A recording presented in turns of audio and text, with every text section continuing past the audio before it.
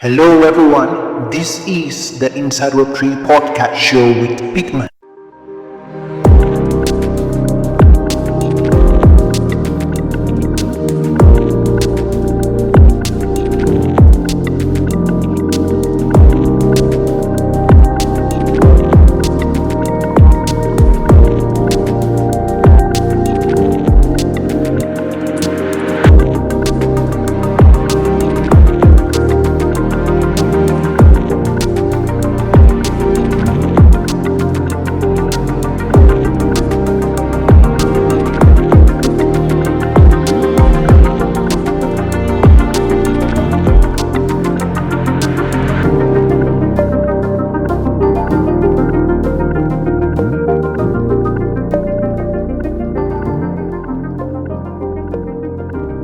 Assume liquidity, you think about the futures market or the equities market. These are huge. There's tons of volume, millions and millions of traders, and still there's pockets of illiquidity. However, it's necessary to have volume to create liquidity. So when you engage the whole world, not just one country, but you open it up, you go borderless with your investments, you have millions of people who could potentially be funding different projects or holding on to a new asset class in their portfolio and receiving yield for it.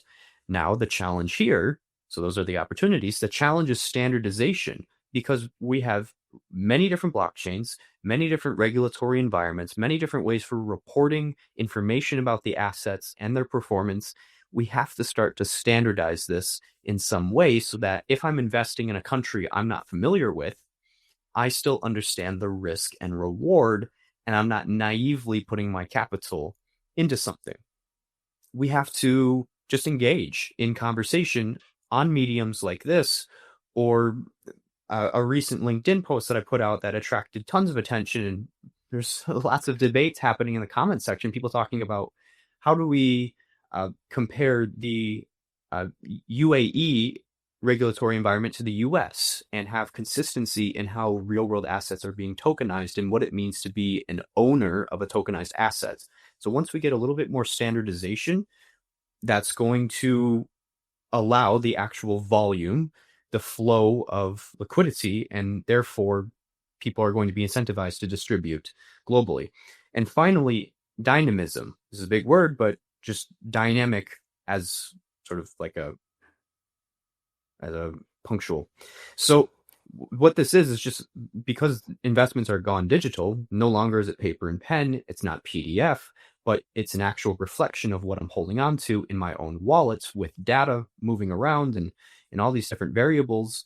I get real-time risk and price assessments, and this is super valuable to me as an investor. It's opportunistic. It's the new baseline for a constantly moving economy, where instead of waiting on slow due diligence processes or parties to agree on something, or you have to go through an appraisal on a real estate asset, which might not be happening, if we have real-time insights and then analytics off of that, data analytics, and then we make decisions and it's being reinforced by artificial intelligence, you're going to see capital move at speeds that are completely unprecedented. Now, the challenge here is data, and this is where building becomes important. Now, we're focused on real estate, but private markets at large have this issue where there isn't enough data. If you don't have data, then you can't properly assess the risk or the performance of an underlying asset, or if you do, it could be inaccurate, it could be outdated. So the more data, the more real-time your information becomes, it has to be good data, the more useful your artificial intelligence becomes, and therefore you have an investment that is truly dynamic. And being dynamic and versatile in this economy is more important than ever, especially as I start to diversify and I have dozens of different asset classes that are sitting in my portfolio. I have to be able to make decisions quickly. You don't want to be stuck to a sinking ship. So those are my three pillars: programmability, cross-border distribution, and dynamism, with the opportunity of more transactions, more volume, more price, and the challenges of regulator standardization and data. Thank you so much. Thank you so much, Matthew. I guess we'll come back later on that, but that was really amazing. Anastasia, you wanted to say something? Yeah. Yeah, Yeah, yeah. real quick. I do have to go in a second, but I really like the point that Matthew mentioned. So I do want to highlight fragmentation in the space, and the fact that it's all segmented is really a problem. And just like Matthew said, unifying and standardizing the industry, I think that's the number one goal for all of us overall, not just the tech providers. And obviously, from our side, we can work on that same point by working with more standardized, technology and approach, like such as, for example, using the token standards that facilitate that, like AERC 3343 or any other new standards that are emerging, and basically adopting that standardization as soon as possible, but also just unifying the industry and bringing the data together. I think that would be really helpful for the overall for the consumers to really come in and understand where we stand with the data and with the tokenized assets as a new investment opportunity for the investors. So yeah, with that, like, thank you so much, Matthew, for being on the podcast with me today, and also thanks a lot for inviting, and I Yeah. also Premio, been knowing this project for over 1 year now, and I think that's amazing what you guys are building. The Yeah. metals certainly is a space I keep an eye on all the time. Yeah, definitely. We're looking forward to to collaborating with De facto. I can confidently say that, and I'm really happy to have you on the show, and I look forward to having you on one of our shows, maybe a special episode, maybe featured on another will I say on another project, whatever. But we'll keep in touch, and really happy to have you on the show, and we'll see what the amazing things De facto is doing. Meanwhile, I think I sent you a message, yes, on Telegram, concerning my marketing specialist at a Premium. Yeah, she would love to engage, write an article. Yeah, absolutely. De Happy facto. to get in touch. Yeah, Absolutely. yeah. Thank you, guys. So yeah, thank you so much. I guess we'll continue the show with Matthew himself, and he's going to give us a bit more about data and tokenization. So yes, I'm cool to go with Matthew. So yeah, Matthew, you've been saying a lot with data. You've been saying a lot with building, and yeah, something really caught my own interest, as in regards to what you guys even do here in building. From everything that's happening, you're saying building transform real estate data into actionable insight. I got that from your website. What you guys are doing, even integrating AI and all that stuff. So, my own question is, you said a lot, even in regards to challenges. Yes, I guess you also said that with challenges. I do not know, but looking at with regulations, I just want to talk on that a little.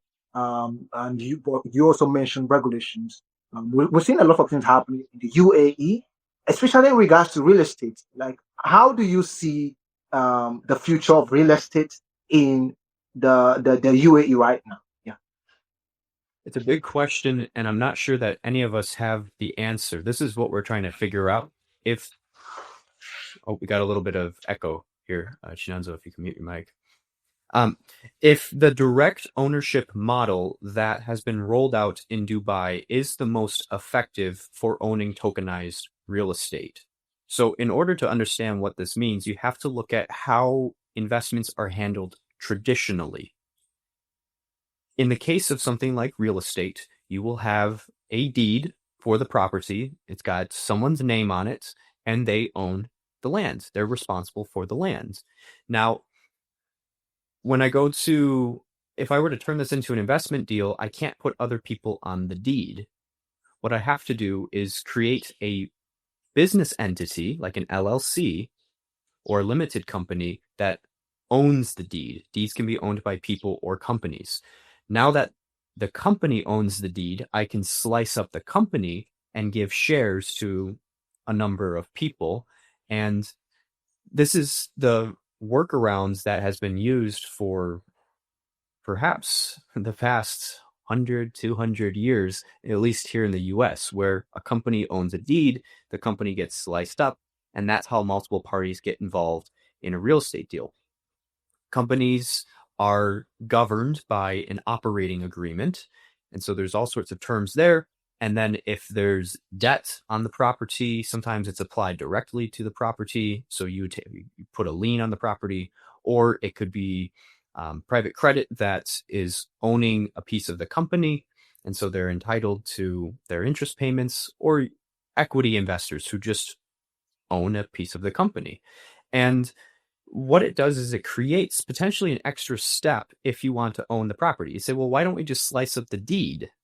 Why do you have to create a company that owns the deed, and then you go through all the workaround of trying to slice up a company? And that's just because that's how securities laws have been designed. We said, well, real estate law is its own thing. So owning real estate is one thing. Investing into real estate is a completely different thing. And so we've forked it, or segmented, or bifurcated this process. And Dubai said, well, it doesn't have to be that way. Theoretically, using a blockchain system, we could take a deed and fractionalize the deed itself, and via the power of the 21st century and the technology within our hands, still efficiently manage potentially thousands of people on the registry.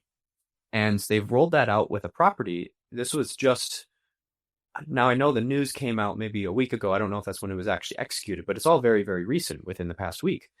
That thousands, maybe thousands, I don't know if that's the right number, but a large number of people who are residents of the UAE are now on the deed for a property in Dubai.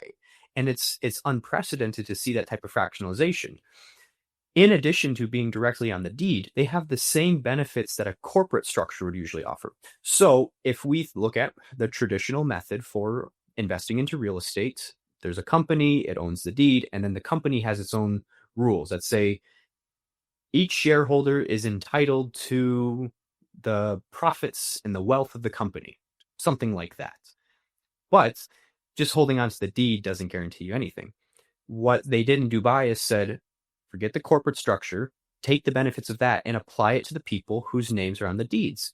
And so now you can be a fractional owner directly, not through a corporate structure, but directly on the property, and still earn passive income from it, still benefit from the appreciation or the tax benefits that a property, that real estate, is well known for having. And it just cuts out a lot of intermediaries that would otherwise step in, because you're dealing with securities and not dealing with real estate ownership. So it's a very interesting play, and I think it's opportunistic if other jurisdictions try to adopt a direct investment model like this. Totally agree with you, Matthew, on most of what you've said in regards to real estate, and even what's happening in the UAE. A lot of things is happening. They're making trends, and I'm happy seeing that there's this adoption in that particular part of the world. Yeah, a lot is happening, and seriously.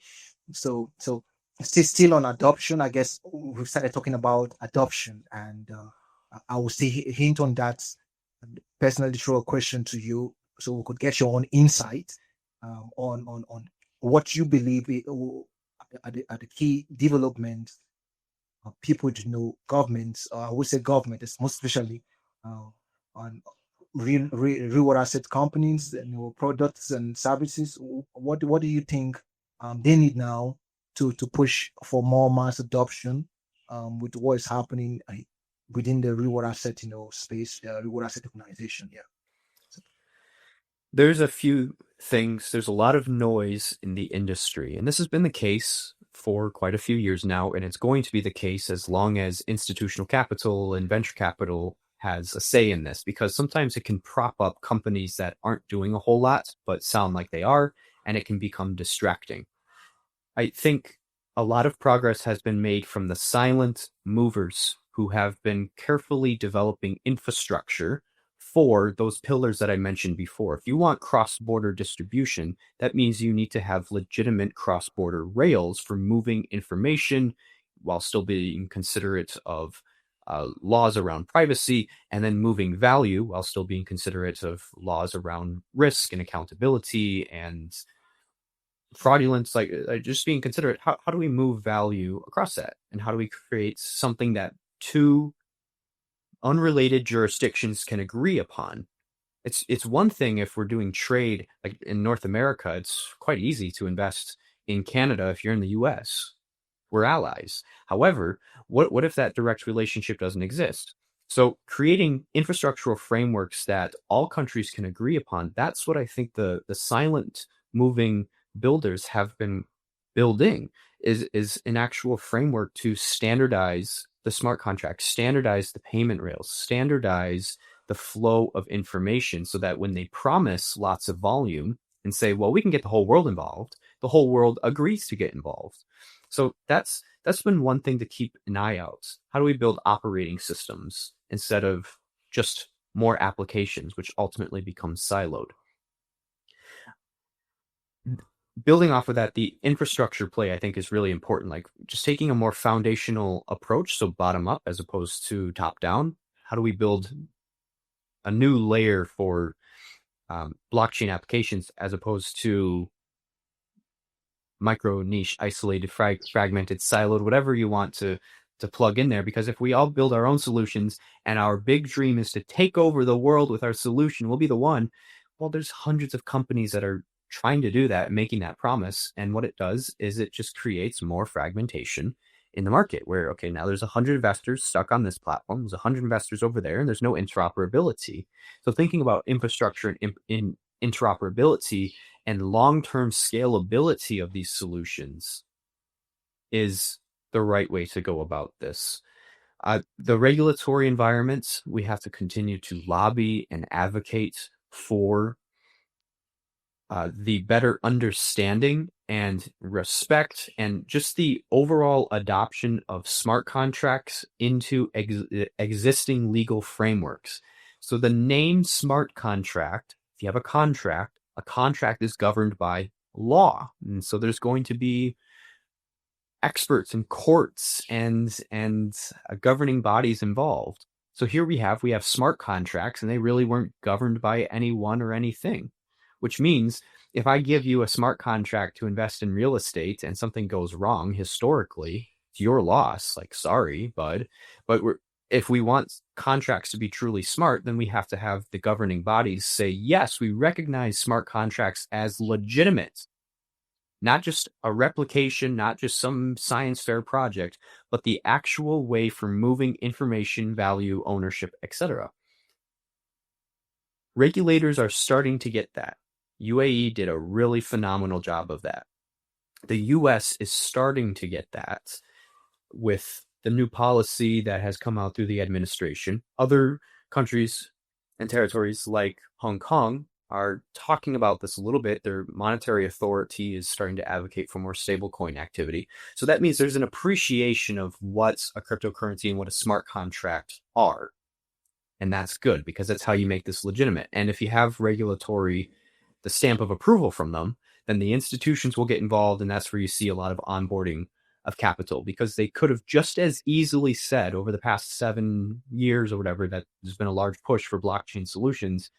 No, smart contracts are not contracts and we're not going to respect them. Therefore, stop using it as a solution. That we could have just as easily gone in that direction, but because there's been so much noise, so much advocacy and realization of actual value from the technology and money that has gone into political parties to make them think otherwise, we've started to see new policy come out. So I think those are the two big things to focus on: infrastructure and regulation. Thank you. Infrastructure. You also mentioned standardization. I was following you so much. I guess you mentioned standardization too. So and our insight you've given on this particular show, and I'm very happy. Personally, I've learned, from you and also from Anastasia, who just left us, especially with what you've been saying about standardization. I believe it is what we need. One of the core things we need within the real asset sector, because you're looking at I've looked at other industry that have gained adoption. They all got this standard that everyone uses, and just the way you put it, it's I believe it's I can agree with that opinion of yours. Standardization, we need a language. I mean, a language that we all can work with, and that is what the silent builders are doing, just like you said. That is what people will do. I mean, the silent builders are doing right now, and I believe that we will always scratching the surface, and this whole space just of course it is a new narrative, and I believe we are definitely going to see um, um, um, more mass adoption, and especially with what the government is also doing. And yes, you made mention of the US and good things happening in the Middle East. Infrastructure is key. I'm a big fan of RWA.io. They're doing incredible things when it comes to infrastructure. I follow so much, and I've been keeping in touch with Mr. Sebastian himself, who have been, who is also a member of this Jubilee team. And yes, even with the factor, because they also partner with the factor. And yes, infrastructure. And also, I looked into building what you guys are also doing as regards to infrastructure. I must confess, I'm able to call you guys like you know, thinking ahead. You guys are thinking ahead. I watched that video of yours where you spoke about the revolution we've seen. I mean, the industrial revolution and all the stuff we've seen, and how things have evolved to a stage. And you spoke so much about data. I'm a big fan of data, and I agree with you so much, sir, that without data, we would not we will not unlock the huge possibilities before us. And that is what I recommend building for personally. Yes, yeah, I recommend building. Not because I know you, but because I know innovation when I see one, and building it on that part of innovation. So thank you so much. Thank you so much, Marchi, for coming on this show. I still have just one. Um, I think I have just one question for you. Before we round up the Inside Work podcast show, this particular episode featured here on Opinio. You've said a lot. You've said a lot on tokenization. You said a lot on data. You said a lot on regulations, powerful insights. So I just want you to give us some. Um, well, yeah, I need to bring one more topic to you before I ask for a final takeaway. What you say on AI? Yes, I mean AI. Here in the Web3 space, because of course with data we must talk about AI right now. We've seen the possibilities of data with what things like chat GPT and the rest of them are doing, and AI is seriously going to play a significant role in the reward asset tokenization space. So what's your take on AI choosing with reward asset tokenization? um, Definitely when it comes to infrastructure, because what's your take on AI? Yeah, just brief us. Yeah. Sure. Well, if it has to be brief, then I'll focus on one thing, which is risk and price. I guess two things, but I think they're very directly correlated. Data helps inform risk and it helps inform price of the underlying assets. The reason why this is more important than ever is because there's a new gap between the real world and the tokenized economy. Generally, if I'm investing in real estate, just the way that deals were conducted, I could go into an actual deal room, shake hands with a person, inspect the property, and be part of that process. It was very localized. Now, I might be investing in something on the other side of the world. What information do I have about it? And so there's a responsibility to create that bridge, and you create that bridge by having pipes of data, the flow of data, a method for digitizing information about the property, whether it's documentation, IoT devices that provide raw data feeds, or digital twins, so that we have a very informed oversight. Very informed oversight. And with that, we can start to make decisions. I perceive this as lower risk. I think this is a high opportunity. I know that this is performing well. Information is being updated. It's compliant. As you increase that flow of data, we can make better decisions.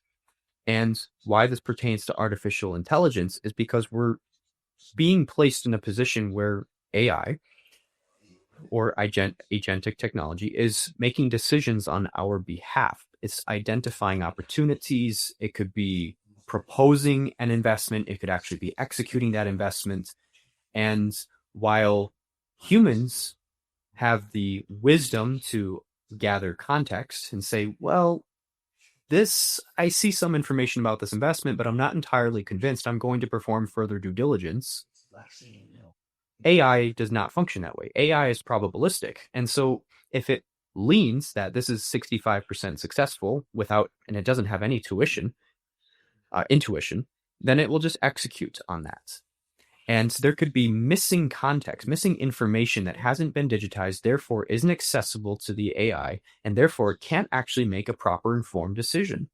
And just running off of probabilities is not enough to move millions of dollars, potentially billions of dollars of capital. And so you need data to fuel artificial intelligence so that it can make proper decisions. If you have air leaks where important information that would expose an investment as risky has been left out, then AI would be perceiving it as low risk and just execute.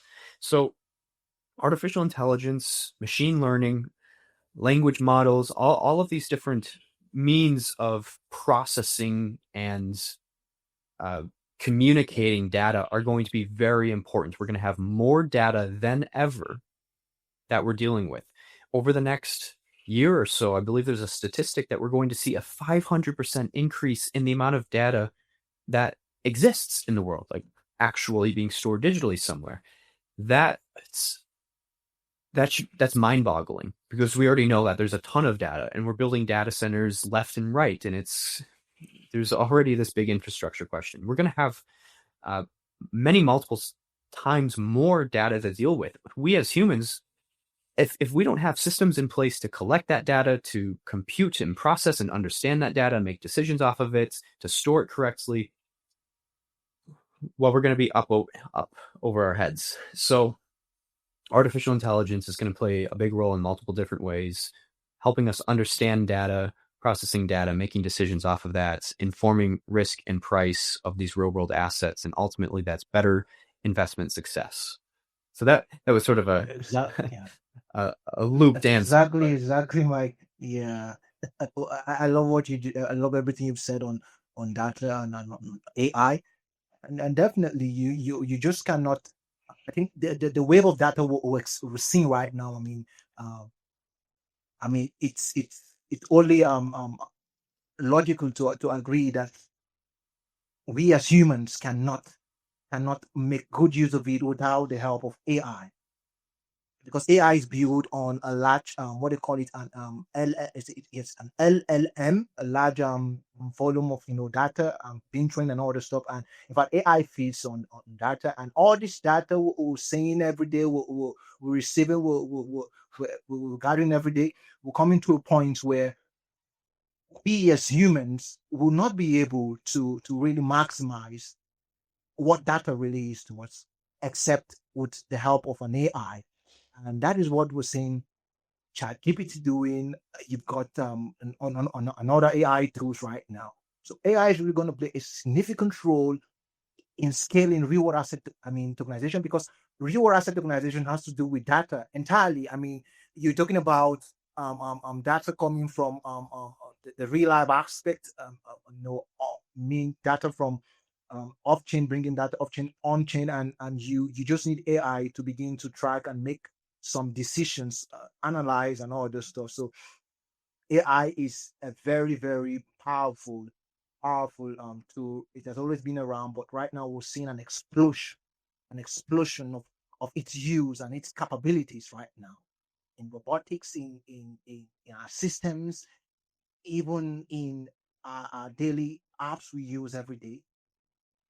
Companies are integrating AIs, teams are doing the same things, and it's just telling us that AI is here to stay, and we will definitely um, gonna see AI run our lives so much more. And even regards to reward asset organization, it's here to help, and it's gonna scale the reward asset organization, help us make good